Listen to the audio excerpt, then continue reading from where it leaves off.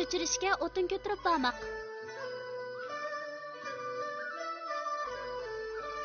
Ay, qo'zig'im echib ketdi. Karomatimniki.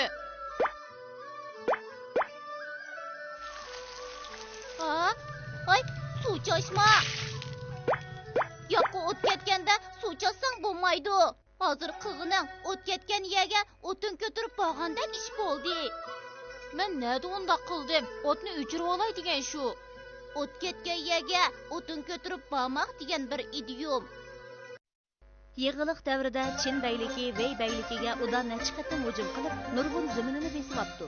Milodidan ilgirki 273-yili Chin bayligi yana mislsiz zo'r aybi bilan Vey bayligiga qo'shin tortibdi.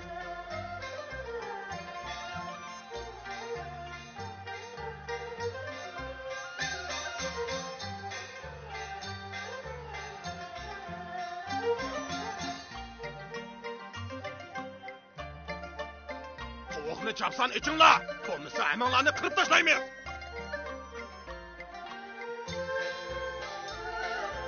Alilari, yomon bo'ldi. Chin bayligi yana zo'r qo'shin bilan bostirib keldi. Qani aytinglar-chi, endi qanday qilamiz? Mening yoshirib qolgan ona ham xotin bolarim bor. Shunga qarshilashmay, ularga el bulayli. To'g'ri deydi. Alilari, meningcha Xuanxa daryosining shimolidagi zimin bilan Tayxan shantig'ining janubidagi ziminlarni ularga bo'lib berib, ular bilan sulh tuzaylik. Ko'pchilik tapiqanglar. Buningga Chindagi qo'shilarmi? Qarab turish. Men bu undaq bo'sh odamlardan emas. Agar Vey bayligini yo'qotolmasam, ismimni yo'tkib yetaman. Alilari, ismlarni yo'tkib yastilimi? Sizlar baribir podshoda. O'rgatmasangmi, buni sendan obdan bilaman. Ishingni qil. Ko'pchilikning hammasi Chin bayligiga zamin bo'lib berib, sulh elishni orzu qilayotgan paytda Suday ismli bir odam o'tirg'i chiqibdi. Biz yer bilib berish bilanla Chin bayligini rozi qilib bo'lmaymiz. Bu ish o't o'chirmak degan hikoyaga o'xshab ketadi. Burungi zamonda bir kishining uyiga o't ketibdi. Boshqalar suv chechib, o'tni o'chiraylik debdigan. U quloq solmay, o'z beshimchilik qilib o't yig'ishlar bilan o'tni o'chirmoqchi bo'libdi. Natijada o't texmi o'lg'iyib, uy butunlay kuyib ketibdi.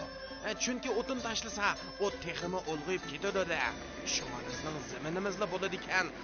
Ular to'xtamay bizga hujum qilib, taki bizni halok qilmoqcha bo'ldi qilmaydi. Alilari, obdarak o'ylanib baqsilar. Deganlaringiz o'rinliq, ammo men o'zimning fikrini to'g'ri deb qarayman. Alilari, ular zaminimizni bilib bersak hargiz bo'lmaydi. Xon Sudayning fikrini qabul topmay, Chin bayligiga zaminini bilib beribdi. Ammo Chin bayligining nafsi buning bilan to'ymay, oxiri Vey bayligini halok qildi. O't o'chirishga o'tin ko'tirib bormoq degan bu idiom mana shuningdan kelgan ekan.